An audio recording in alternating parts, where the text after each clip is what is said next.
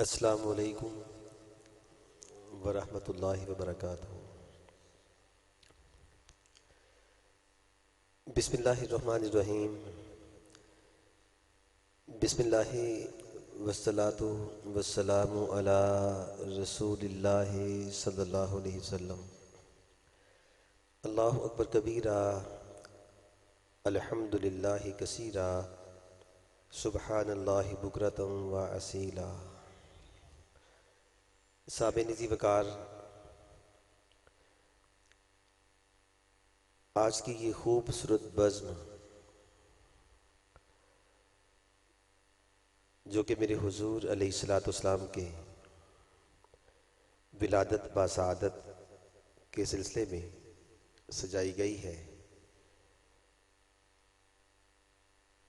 میں اہل علاقہ کے ذوق، شوق، محبت کو سلام پیش کرتا ہوں۔ میں جب آیا تو آگے پیچھے خواتین کی ڈاروں کی ڈاریں آ رہی ہیں، مرد آ رہے ہیں، بزرگ آ رہے ہیں، کتنے آ چکے ہیں اور کتنے ابھی پیچھے آ رہے ہیں۔ اللہ تعالیٰ آپ کی اس محبت کو قائم رکھے۔ کچھ نیچے بیٹھے ہیں، کچھ اوپر بیٹھے ہیں۔ میں اوپر والوں کی طرف سے آپ سب سے معافی مانگتا ہوں۔ یہ نہیں خیال کرنا کہ آپ کا مقام اوپر والوں سے کم ہے، نہیں، آپ کا مقام اوپر والوں سے زیادہ ہے۔ اوپر والوں، عبد الماجد سمیت اوپر والوں، کہیں ذہن میں یہ بات نہ آ جائے کہ ہم ہیں، نہیں، ہم کچھ نہیں ہیں۔ مدینہ شریف میں ایک محفل تھی، محفل نعت تھی۔ وہاں جب مجھے بلایا گیا تو جیسے میرے بیٹے نے تھوڑے سے القابات کے ساتھ بلایا ہے اور میں کچھ شرمندہ ہو رہا تھا ابھی بھی، تو میں تب رو پڑا۔ مدینہ شریف میں ایک تقریب تھی، ہمارے ہوٹل میں تھی۔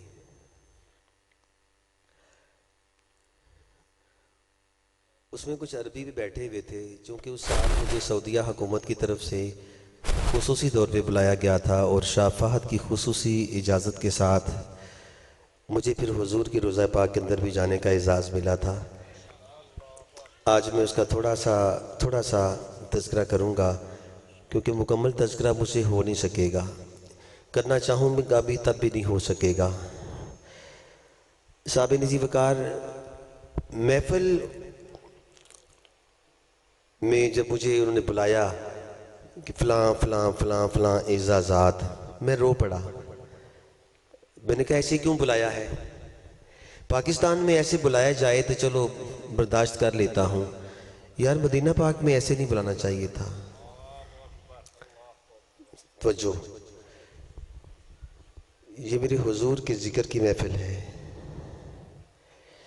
اس میں چودھری بن کے نہیں آنا، وڈیرا بن کے نہیں آنا، زمیندار بن کے نہیں آنا، جناب مفتی صاحب بن کے نہیں آنا، شیخ الحدیث بن کے نہیں آنا، علامہ بن کے نہیں آنا، خطیب پاکستان نہیں بن کے آنا، اور شہنشاہ نقابت یا شہنشاہ خطابت بن کے نہیں آنا، عاجز بن کے آنا ہے۔ کیوں؟ میں دن کے وقت گلی میں اپنے گھر سے باہر نکلا تو وابڈا کے کھمبے کے اوپر بلب غلطی سے جل رہا تھا، بلب غلطی سے جل رہا تھا، جل بھی رہا تھا اور جل رہا تھا۔ میں آپ سب کی توجہ کو سلام پیش کرتا ہوں۔ میری گفتگو کے دوران آپ نے کوئی نعرہ نہیں لگانا، بس توجہ سے میری بات سننی ہے، اور کاش کہ تیرے دل میں اتر جائے میری بات۔ صاحب نزی وقار، بلب جل رہا تھا اور جل بھی رہا تھا، اور ایسے لگتا تھا جیسے سورج کی روشنی کے سامنے بیچارہ شرمندہ ہو رہا ہے۔ میں نے کہا بلب، شرمندگی کیوں محسوس کرتے ہو؟ کہتے ہیں عبد الماجد غلطی ہو گئی ہے، مجھے سورج کے سامنے اپنا آپ دکھانا نہیں چاہیے تھا۔ مجھے سورج کے سامنے اپنا آپ نہیں دکھانا چاہیے تھا. کہتا ہے نیچے تو دیکھو. میں نے نیچے دیکھا کہ ذرے چمک رہے تھے, اسی دھوپ میں ذرے چمک رہے تھے. نیچے والے چمک رہے تھے, اوپر والا شرمندہ ہو رہا تھا. میں نے کہا شرمندہ کیوں ہوتے ہو؟ کہتا ہے سورج کے سامنے چمکنا نہیں چاہیے تھا, مجھے عاجز بن کے آنا چاہیے تھا. جیسے سورج کے سامنے بلب شرمندہ ہوتا ہے, کہتے ہیں اپنا اب دکھانا نہیں چاہیے تھا. سورج کے سامنے ذرہ بن کے جو آتا ہے وہ پھر چمکتا ہوتا ہے, اور نبوت کے سراج منیر کے سامنے, نبوت کے سراج منیر کے سامنے عاجز بن کے. اللہ آپ کو اپنی چودراہٹیں, جاگیریں, زمینیں, مربے, قلعے اللہ مبارک کرے. لیکن جب حضور کی مجلس میں آنا ہے, یا اللہ میں کچھ نہیں ہوں, یہ ناز یہ انداز ہمارے نہیں ہوتے. سامعین جی وقار, یہ ناز یہ انداز ہمارے نہیں ہوتے. جھولی میں اگر ٹکڑے تمہارے نہیں ہوتے. یہ ناز یہ انداز یہ ناز یہ انداز ہمارے نہیں ہوتے. حضور جھولی میں اگر ٹکڑے تمہارے نہیں ہوتے. مجھ جیسے نکموں کو یہاں کون بلاتا, مجھ جیسے نکموں کو یہاں کون بلاتا. سرکار اگر آپ ہمارے نہیں ہوتے, اور ملتی نہ اگر بھیک حضور آپ کے در سے, تو اس ٹھاٹھ سے منگتوں کے گزارے نہیں ہوتے. اس ٹھاٹھ سے منگتوں کے گزارے نہیں ہوتے. اور بے دام ہی بک جاؤ بازار نبی میں. یہ نہ کہو محفل میں آؤں گا تو مجھے کتنے پیسے ملیں گے, مجھے کتنے ملیں گے. تقریر کروں گا مجھے پیکٹ میں کیا ڈالا جائے گا, میں نعت پڑھوں گا مجھے کیا ملے گا. نہیں, بے دام ہی بک جاؤ بازار نبی میں, بے دام ہی بک جاؤ بازار نبی میں. کیوں؟ اس شان کے سودے میں خسارے نہیں ہوتے. اس شان کے سودے میں خسارے نہیں ہوتے. اور روشن کبھی قسمت کے ستارے نہیں ہوتے جب تک کہ مدینے سے اشارے نہیں ہوتے. میری دعا ہے اللہ کریم آپ کو حضور کی محبت عطا فرمائے. سامعین ذی وقار, یہ حضور کے درویشوں کی مجلس ہے, یہ حضور کے درویشوں کی مجلس ہے. ہائے ہائے, حضور آپ کے محبوب ہیں, اللہ کے محبوب ہیں, فرشتوں کے محبوب ہیں, ساری مخلوق کے محبوب ہیں. توجہ فرمائیے گا ذرا. بابا اشفاق فوت ہو چکے ہیں. اشفاق احمد ٹی وی پہ زاویہ پروگرام آیا کرتا تھا. بابا اشفاق سے راولپنڈی میری ملاقات, ان کے گھر میں لاہور میں میری ان سے ملاقات ہوئی. لاہور ماڈل ٹاؤن میں رہتے تھے, ان کا گھر تھا. تو میں نے کہا بابا اشفاق کوئی خاص بات بتائیں, اپنی گھر کی بات. کہتے ہیں مشرقی صاحب, ایک دفعہ میری بیٹی نے پوچھا ابو جی محبوب کسے کہتے ہیں, ابو جی محبوب کسے کہتے ہیں, ہو از بیلوڈ, محبوب کون ہے؟ کہتے ہیں میں نے کہا بیٹا جس سے محبت ہو اسے محبوب کہتے ہیں, جس سے محبت ہو اسے محبوب کہتے ہیں. تو میں نے کہا ابو جی آپ کو نیاز بھائی سے محبت ہے؟ جی. آپ کو مجھ سے محبت ہے؟ جی. تو آپ کو امی سے بھی محبت ہے نا؟ جی. تو آپ کو تو اپنے بھائی سے بھی محبت ہے؟ جی. تو ابو جی آپ کہتے ہیں اور لوگ بھی کہتے ہیں کہ محبوب ایک ہوتا ہے, تو آپ کو تو کئیوں سے محبت ہے. توجہ فرمائیے گا. ابو جی پھر محبوب کہتے کسے ہیں؟ آپ کو امی سے محبت ہے, آپ کو مجھ سے محبت ہے, آپ کو بھائی سے محبت ہے, آپ کو اپنے بھائی سے محبت ہے, اپنی اولاد سے محبت ہے. تو ابو جی میں کوئی مطمئن نہیں ہوئی آپ کے جواب سے کہ محبوب کسے کہتے ہیں. اشفاق صاحب کہنے لگے عبد الماجد, میں خاموش ہو گیا. میں نے کہا بیٹا کبھی سمجھائیں گے. کہتے ہیں میں اپنے بچوں کے ساتھ پنڈی جا رہا تھا. وہ درختوں میں نا جنگل کے اندر ایک بابا بیٹھا ہوتا تھا, بابا سائیں. نہ پوچھ ان خرقہ پوشوں کی ارادت ہو تو دیکھ ان کو, ید بیضا لیے بیٹھے ہیں اپنی آستینوں میں. کہتے میں گاڑی سے نکلا، اپنی بیٹی کا ہاتھ پکڑا، میں سڑک پار کی، دوسری سڑک پار کی، میں گیا جلدی جلدی، بابا سائیں بیٹھا ہوا تھا۔ میں کہا بابا یہ آپ کی پوتی ہے، آپ کی پوتی ہے۔ کہتی ہے محبوب کسے کہتے ہیں؟ بابا سائیں نے ایسے جواب دیا within no time۔ بابا سائیں نے کہا پتر، جس کے عیب بھی اچھے لگیں وہ محبوب ہوتا ہے۔ ہائے ہائے ہائے، جس کے عیب بھی اچھے لگیں وہ محبوب ہوتا ہے، جس کی غلطیاں بھی سونی لگیں وہ محبوب ہوتا ہے۔ اچھا ساتھیوں، بابا اشفاق کی بات تو ختم ہو گئی۔ میں نے اس فکرے کی تصدیق کیسے کی؟ میری بیٹی آئی ہوئی تھی گھر ہم سے ملنے، میری بیٹی آئی اپنے بچوں کے ساتھ۔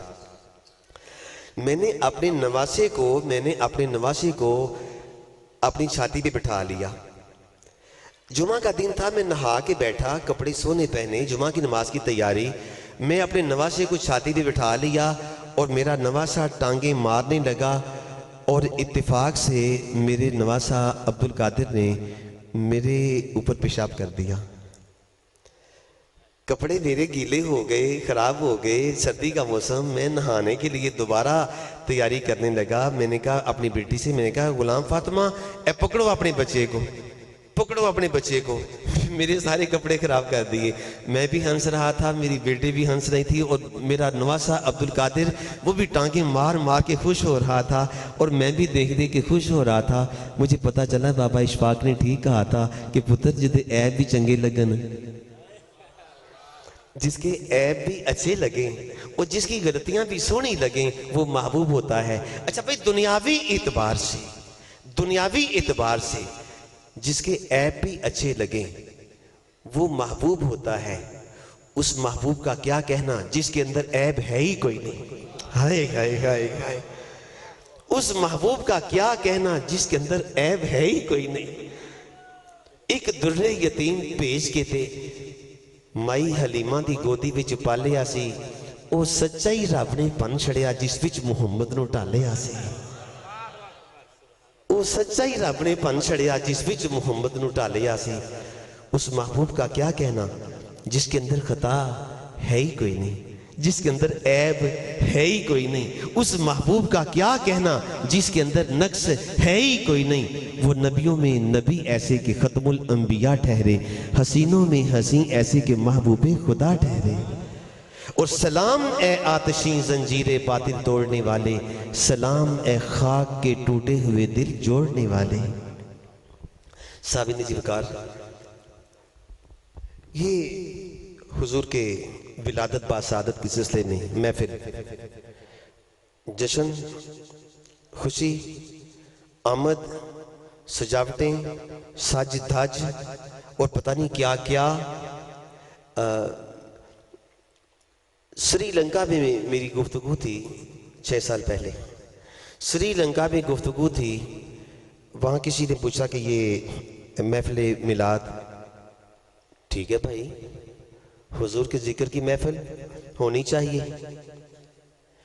وہاں ایک پاکستانی بھی تھا، اس نے مجھے کہا کہ کچھ سیلیبریٹ کرتے ہیں کچھ نہیں کرتے۔ ہاں، میں نے کہا کچھ منانے پہ لگے ہیں اور کچھ منانے پہ لگے ہیں، کچھ منانے پہ لگے ہیں، کچھ منانے پہ لگے ہیں، کچھ منانے پہ لگے ہیں، کچھ منانے پہ لگے ہیں۔ صحابہ کرام کو منانے کی فرصت نہیں تھی، منانے پہ لگے تھے۔ ہائے ہائے ہائے بھائی، کچھ منانے پہ لگے ہیں، کچھ منانے پہ لگے ہیں۔ میں کب کہتا ہوں نہ مناؤ، مناؤ، اللہ کے واسطے سجدے پڑھ کے مناؤ۔ اور سال میں ایک بار نہیں، روز مناؤ، سجدے پڑھ کے مناؤ۔ حضور ناراض ہیں، مناؤ، راضی کرو، حضور راضی ہوں گے۔ یہ تو انو خوشی نہیں، حضور دی آمد دی، ہاں بڑی خوشی ہے، تو چنڈیاں نہیں لائیاں۔ میں نے ایک علامہ صاحب کو بٹھا لیا، بیٹھیں، میں نے کہا میں جشن کس بات کا مناؤں؟ حضور کی آمد۔ میں نے کہا توجہ، میں اب یہی بات آپ سب سے کہہ رہا ہوں، اپنی گریباں میں جھانک کے دیکھو، کیا تیرے گھر میں حضور آ چکے ہیں؟ کیا حضور آپ کے گھر میں آئے ہیں؟ اگر تیرے گھر میں کیبل بند نہیں ہوتی، بے حیائی اوریانی فحاشی کے ڈرامے بند نہیں ہوتے، فلمیں بند نہیں، اللہ کی قسم تیرے گھر میں حضور ابھی آئے ہی نہیں۔ آپ کہتے ہیں حضور آ گئے ہیں، اے پتہ خدا کے واسطے حضور کو اپنے گھروں میں آنے کی اجازت دے دو، حضور کے دین کو انٹر کرو، اپنے گھروں میں اپنی زندگیوں میں حضور کو لاؤ، حضور کے دین کو لاؤ، حضور کی سنتیں اپناؤ، جب اپنائی جائیں گی پھر روز ہی مناؤ۔ او بھائی پہلے پتا کرو کیا میرے گھر میں حضور تشریف لا چکے ہیں، میرے گھر میں حضور آئے۔ اگر تیرے گھر میں ٹی وی نہیں چلتا، تیرے گھر میں بے حیائی اوریانی فحاشی کی کیبل نہیں چلتی، تیری جیب کے اندر پوری فلم انڈسٹری نہیں چلتی، تو شاید تیرے گھر میں حضور آ چکے ہیں۔ اگر تیرے گھر میں اذان ہونے پہ تمام خواتین و حضرات نماز کے لیے کمر بستہ ہو جاتے ہیں، نماز کی تیاری کرتے ہیں، نماز ادا کی جاتی ہے، مبارک ہو، حضور تشریف آپ کے گھر میں لا چکے ہوں گے۔ اگر آپ کے گھر میں گالی گلوچ ہوتی ہے، خاوند اپنی بیوی کو، جوان بچیوں کو، بہووں کو گالیاں دیتا ہے، گھر میں لڑائی جھگڑا ہوتا ہے، اللہ کی قسم ابھی آپ کے گھر میں حضور نہیں آئے۔ اگر گھر میں بہووں کے ساتھ ظلم ہوتا ہے، بیٹیوں کے ساتھ بھائی زیادتی کرتے ہیں، بیٹیوں کا حق مارا جاتا ہے، ماں کے ساتھ بدتمیزی کی جاتی ہے، باپ کے سامنے اکڑ کے اولاد کھڑی ہو جاتی ہے، اللہ کی قسم ابھی آپ کے گھر میں میرے حضور نہیں آئے۔ خدا کے لیے حضور کو اپنے گھروں میں لاؤ۔ اور جن کے گھر میں حضور آ چکے ہوتے ہیں انہیں تو 5 وقت نمازوں سے فرصت نہیں ملتی، وہ تو رات کو تہجد پہ مصلی پہ کھڑے ہو جاتے ہیں، انہیں تو وہ تو درود اور اذکار کی پوری ترتیب سارا دن چلتی رہتی ہے کہ اس وقت میرے آقا نے کیا کیا تھا، ظہر کے بعد حضور نے کیا کیا تھا، عصر کے بعد حضور کیا پڑھا کرتے تھے، مغرب کے بعد حضور کون سے نوافل پڑھا کرتے تھے، عشاء کے بعد حضور پھر جلدی بستر پہ آرام فرمایا کرتے تھے، رات کو حضور تہجد کے لیے مصلی پہ کھڑے ہو جایا کرتے تھے، فجر کے بعد حضور کے معمولات کیا ہوتے تھے۔ جن کے گھروں میں حضور آ چکے ہیں ان کے گھروں میں تو سنتوں کی ادائیگی سے فرصت نہیں ملتی، باقی کیا کریں گے۔ یہاں پہ صاحب نذیر وقار ایک اور بات سماعت فرمائیے، ایک اور بات، اگر میرے حضور کے عاشق بننا چاہتے ہو، یاد رکھنا عاشق لفظوں سے نہیں بنتا، اپنے رویے سے نظر آتا ہے۔ محبت لفظوں سے نہیں آتی، محبت اور عاجزی، بعض اوقات لوگ کہتے ہیں نا اسی تے تواڈے پیراں برابر بھی نہیں، اور جناب اسی تواڈیاں جتیاں برابر بھی نہیں۔ عاجزی اس چیز کا نام نہیں، عاجزی اس قسم کے فکرے بولنے سے نہیں ملتی، عاجزی آپ کے رویے سے نظر آتی ہے۔ غرور اور تکبر کا تعلق انسان کے رویے سے ہوتا ہے، لفظوں سے نہیں ہوتا، لفظوں سے نہیں ہوتا۔ اپنے رویے کے ساتھ شو کرو ہم حضور سے محبت کرنے والے ہیں، اپنے رویے سے شو کرو ہم عاجزی والے ہیں، ہم غرور تکبر سے بچنے والے ہیں۔ اور صاحب نذیر وقار اگر میرے حضور سے محبت کرتے ہو نا تو ایک کام کیجئے، کیا میرے حضور کی امت کو توڑنے کی کوشش نہ کرو، جوڑنے کی کوشش کرو۔ اگر میرے حضور سے محبت رکھتے ہو تو حضور کی امت کو جوڑنے کی کوشش کرو، حضور کی امت کو توڑنے والی تقریریں نہ کرو، ایسے سے کلام نہ پڑھو کہ حضور کی امت کے اندر نفرت پیدا ہو جائے، تعصب پیدا ہو جائے، نفرت کے انبار لگ جائیں، آگ بگولا ہو جائے، یہ امت آپس میں لڑنے مرنے لگ جائے۔ خدا کے لیے حضور کی امت کو جوڑنے کی کوشش کرو، توڑنے کی کوشش نہ کرو۔ سلام اے آتشیں زنجیر باطل توڑنے والے، سلام اے خاک کے ٹوٹے ہوئے دل جوڑنے والے۔ صاحب نذیر وقار آپ میں سے کسی شخص کو پتہ چل جائے کہ گاؤں کا فلاں بندہ میرے بچوں کو لڑاتا ہے، آپ کو پتہ چل جائے کہ فلاں بندہ میری اولاد کے اندر، میرے بیٹوں بیٹیوں کے اندر پھوٹ ڈالنے کی کوشش کرتا ہے، مجھے بتائیے آپ اس بندے سے تعلق رکھو گے؟ نہیں رکھیں گے۔ اسے اپنے گھر کے معاملات میں انٹر ہونے کی اجازت دیں گے؟ نہیں دیں گے۔ آپ کہیں گے یار تو اپنے گھر تے سی اپنے گھر، وہ تو میری بچیاں لڑائی پانے۔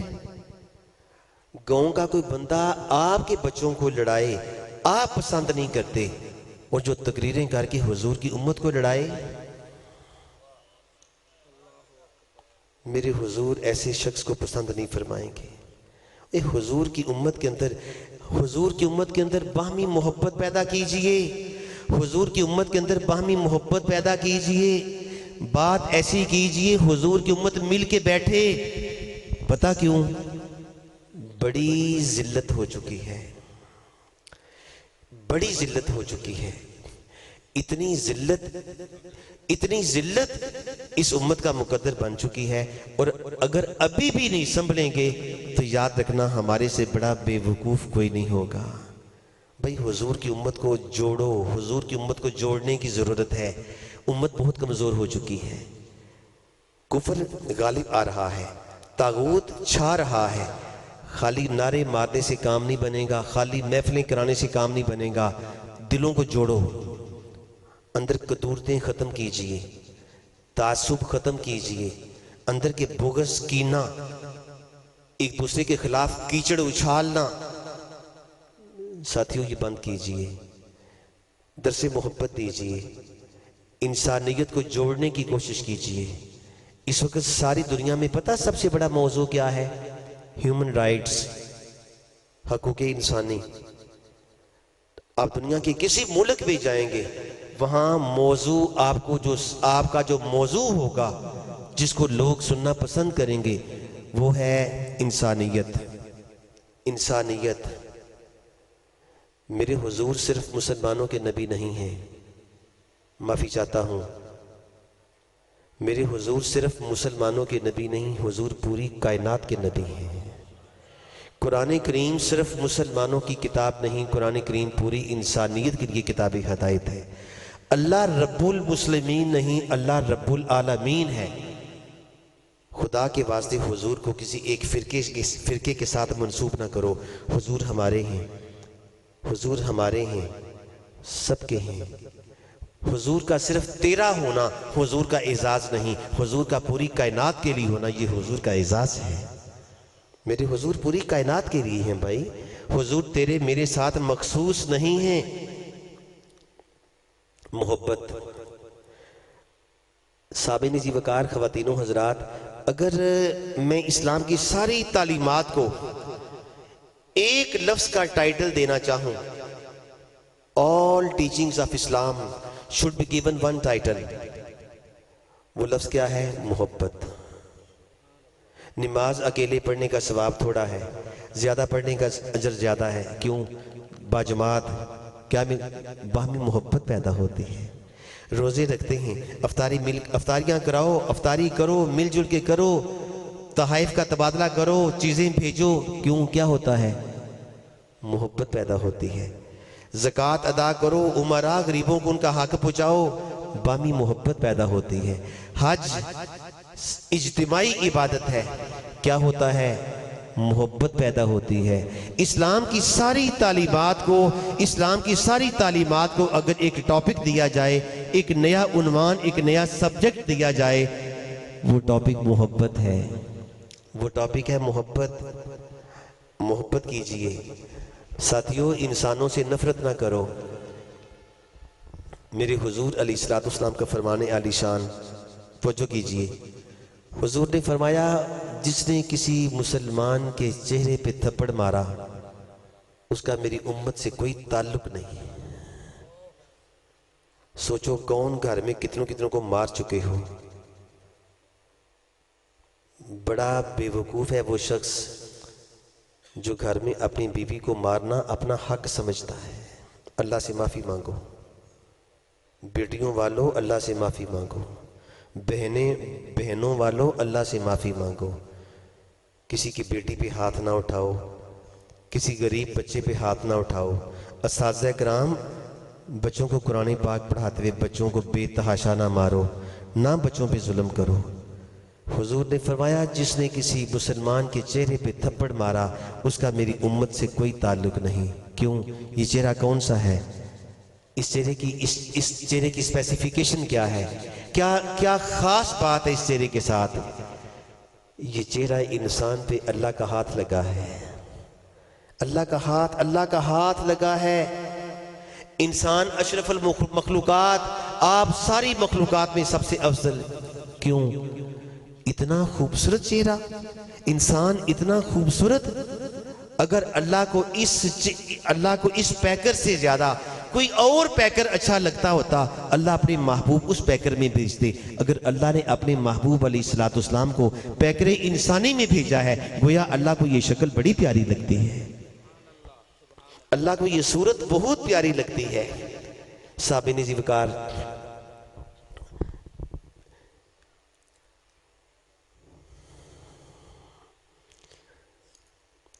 2003 16 جولائی میری زندگی کا سب سے، اگر میں کہوں کہ قیمتی دن 16 جولائی 2003 بدھ کا دن تھا۔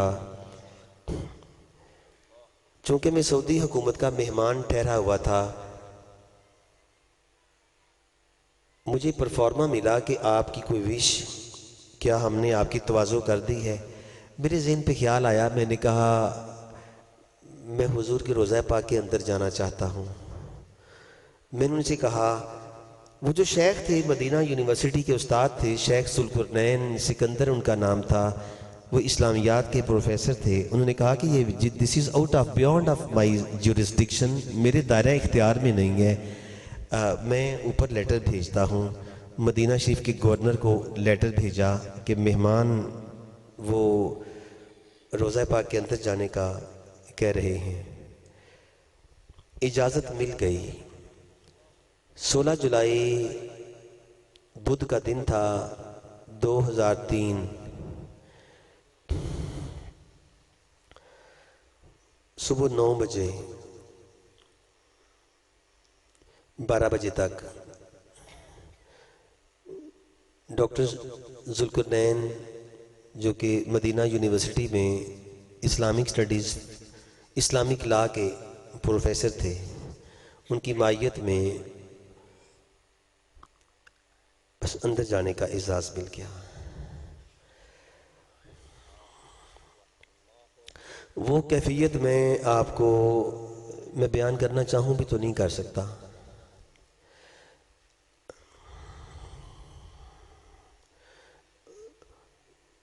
اس بات کو 18 سال تو ہو چکے ہیں۔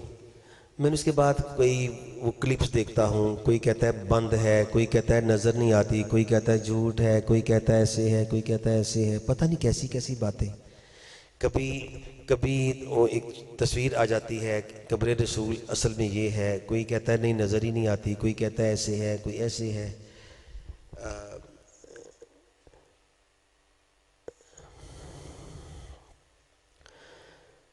قبر رسول مسجد نبوی شریف کے موجودہ لیول سے تقریباً 16 فٹ نیچے ہے۔ برتی پڑھ کے جگہ اونچی ہو چکی ہے۔ وہ جو اماں عائشہ رضی اللہ تعالی عنہا کا حجرہ، وہ اس لیول سے تقریباً کوئی 14-15 فٹ نیچے ہے، اور سیڑھیاں کافی پیچھے سے مسجد نبوی کے گیٹ نمبر 24، 25، 21، 22 اس پورشن میں ایک آفس ہے۔ اس آفس کے اندر سیڑھیاں وہ سیدھا نیچے روضہ رسول جالیوں والے پورشن کے نیچے اترتی ہیں۔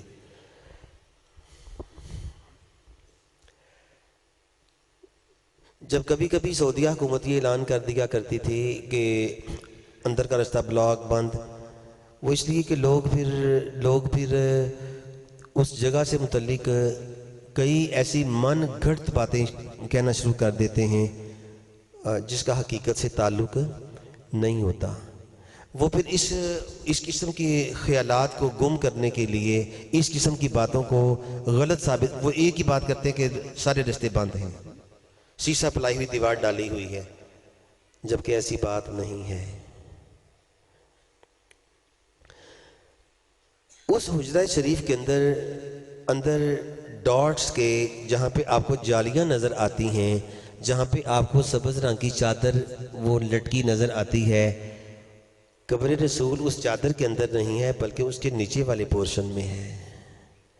اور نیچے اترتے ہی جو سب سے پہلا سیڑھیوں کے سامنے ڈاٹس، اب دروازہ کوئی نہیں ہے، دروازہ صرف اس کمرے کا ہے جس کمرے میں نبی کریم علیہ السلام اور آپ کے حضرت ابوبکر صدیق رضی اللہ تعالیٰ عنہ، حضرت عمر فاروق کی قبر مبارک ہے۔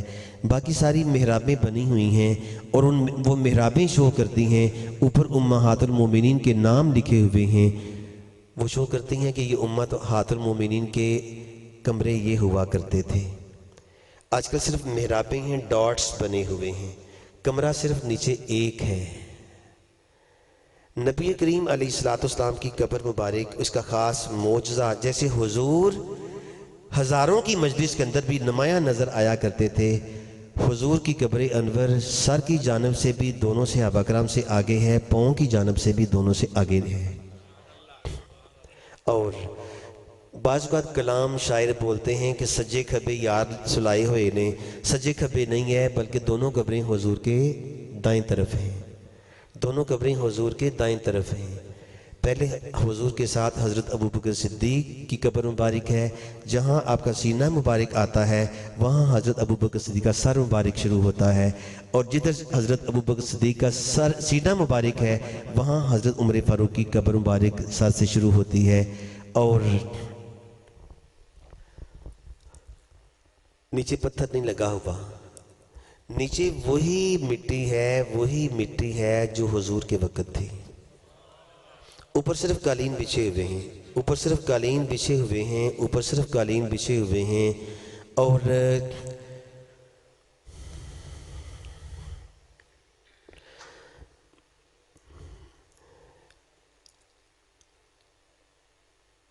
میری زندگی میں وہ 3 گھنٹے وہ ہیں کہ میرے منہ سے میں خاموش نہیں رہا تھا، بس درود شریف چل رہا تھا، درود شریف، اور مجھے ایسے لگتا تھا کہ اگر میں نے درود شریف بند کر دیا کہیں میرا جسم پھٹ نہ جائے، مجھے کچھ ہو نہ جائے، کہ میری بچت اسی میں ہے۔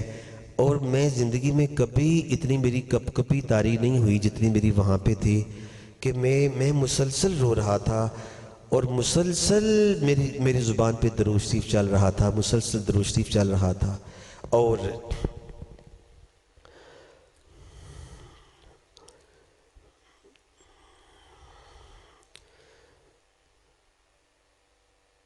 پروفیسر ذوالقرنین وہ کارنر میں کھڑے تھے اور میں بیٹھا تھا، وہ کارنر میں کھڑے تھے، میں بیٹھا تھا، نہ انہوں نے مجھ سے بات کی، نہ میں نے ان سے کوئی بات کی، نہ انہوں نے دعا مانگی، نہ میں نے دعا مانگی، بس درود شریف، آنسو، درود شریف چل رہا ہے۔ ٹائم کا تو پتہ نہ چلا، وہ 3 گھنٹے وہ تھے کہ زندگی میں مجھے نہیں پتا تھا کہ میں زمین پہ ہوں، میں کہاں ہوں، مجھے نہیں پتا تھا، مجھے بالکل، میں دنیا و ما فیہا سے بے خبر تھا، میں بالکل نہیں جانتا تھا کہ عبد الماجد نامی کوئی وجود ہے اس دنیا کے اندر، ہے کہ نہیں ہے، میں بالکل اس دنیا میں نہیں تھا، میں پتہ نہیں کہاں تھا۔ اب بات سمجھیے، میں نے حضور کے بارے میں سنا ہوا ہے کہ جب حضور کی مجلس ہوتی تھی نا، توجہ، جب حضور کی مجلس ہوتی تھی تو صحابہ کرام حضور کی مجلس میں ایسے گم سم بیٹھے ہوتے تھے، ایسے مست الست بیٹھے ہوتے تھے، ایسے حضور کی مجلس میں پرکیف بیٹھے ہوتے تھے کہ پرندے آ کر صحابہ کرام کے کندھوں پہ یا سروں پہ آ کے بیٹھ جاتے تھے، اتنی بھی حرکت نہیں ہوا کرتی تھی، پرندہ اپنی مرضی سے صحابہ کرام کے اوپر سے اڑ جاتا تھا، پرندے آ کے بیٹھتے تھے، اڑ جاتے تھے، صحابہ کرام حضور علیہ السلام کی مجلس میں ایسے بیٹھے ہوتے تھے، کیفیت ایسی ہوتی تھی کہ انہیں کسی چیز کی خبر نہیں ہوتی تھی۔ میں نے کہا بالکل ٹھیک ہے، بالکل ٹھیک ہے، میں قبر رسول کے پاس جا کے سارا کچھ بھول گیا. صحابہ تو حضور کی مجلس میں ہوتے تھے. جب میرے حضور علیہ السلام کے روضہ پاک کے اندر جا کے ایک کپ کپی تاری ہے, پسینے سے شرابور ہو گیا ہوں. اچھا ایک مزے کی بات, اندر نہ پنکھا لگا تھا نہ اے سی لگا تھا. اللہ کی قسم ٹھنڈی ہوائیں آتی تھیں. اندر نہ پنکھا لگا تھا نہ کوئی اے سی لگا تھا, اندر ہوائیں آتی تھیں. میں نے ہاتھوں پہ محسوس کیا, گردن پہ محسوس کیا, میرا رومال گر گیا تھا. میں نے محسوس کیا جیسے کچھ چیز برستی ہے, جیسے ہاتھوں سے کوئی چیز مس ہوتی ہے, جیسے کوئی گردن سے کوئی چیز چھو رہی ہے. اس وقت تو میں نہ پوچھ سکا. جب میں باہر آیا میں نے کہا شیخ اندر کچھ کیفیت, ٹکراتا کیا تھا ہاتھوں سے, چہرے پہ کیا چیز؟ کہتے ہیں 70,000 فرشتوں کا نزول ہو رہا تھا نا, وہ فرشتوں کی جو آنا تھا وہ مسافہ ہوتا تھا, ٹچنگ ہوتی تھی اس نورانی مخلوق کی. یہ کیفیت.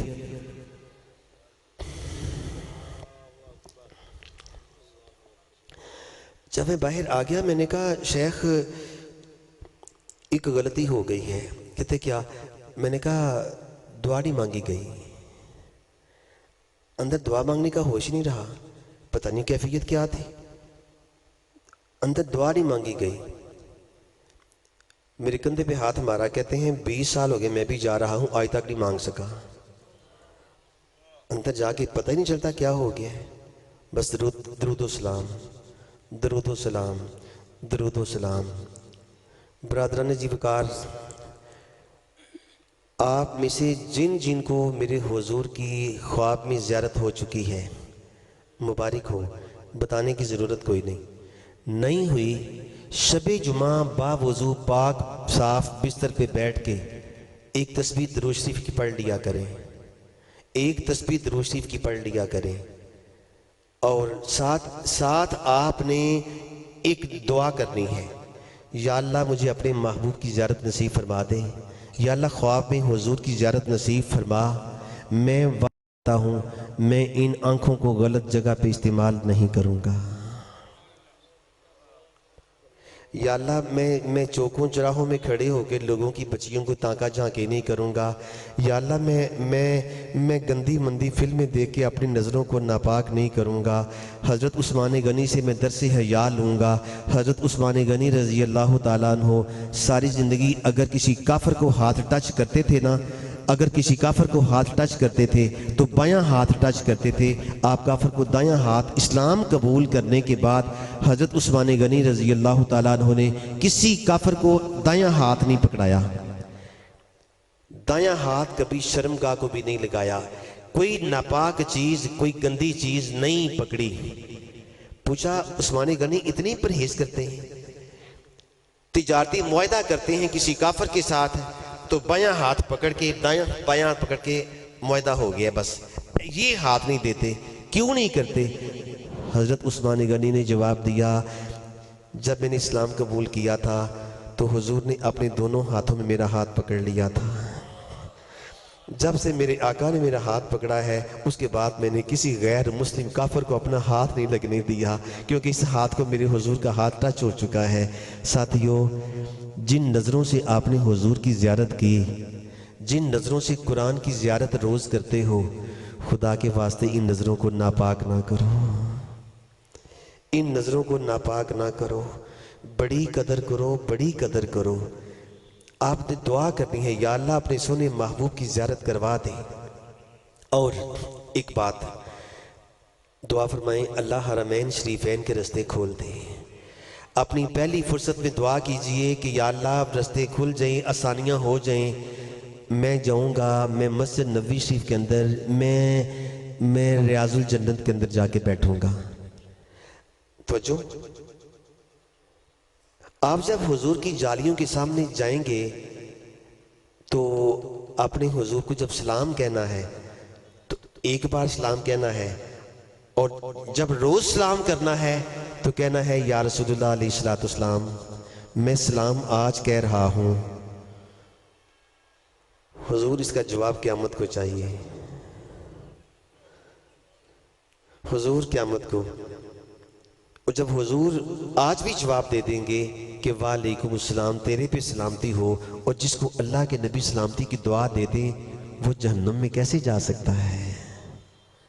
اور جو بندہ ریاض الجنت میں چلا جائے، آپ جب ریاض الجنت میں جائیں گے، ریاض الجنت کیا ہے؟ That is a piece of paradise. That is a part of paradise. وہ جنت کا ایک حصہ ہے۔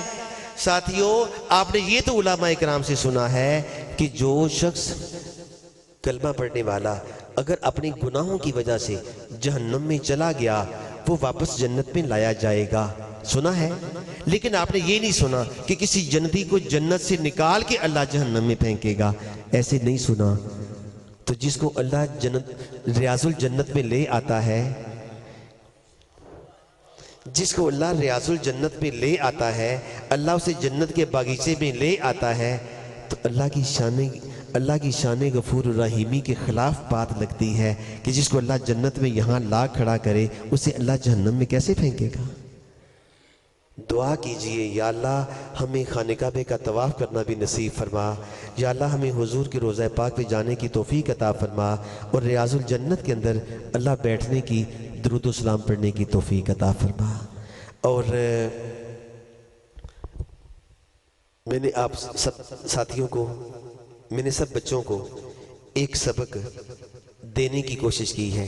آپ کہیں گے عبدالماجد یہ آپ کیسے بیوقوف شخص ہیں؟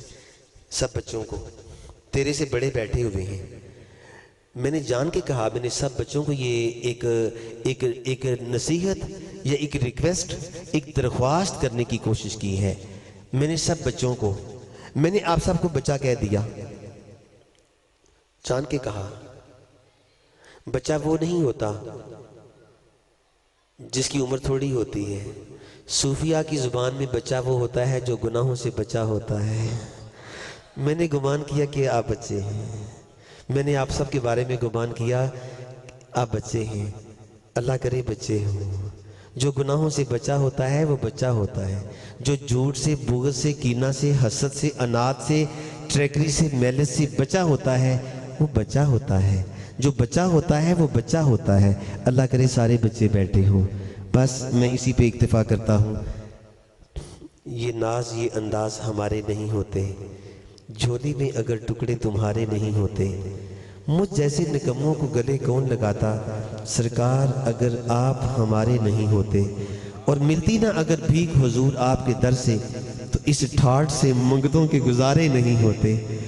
بے دام ہی بک جاؤ بازار نبی میں، بے دام ہی بک جاؤ بازار نبی میں، کیوں اس شان کے سودے میں خسارے نہیں ہوتے، اس شان کے سودے میں خسارے نہیں ہوتے۔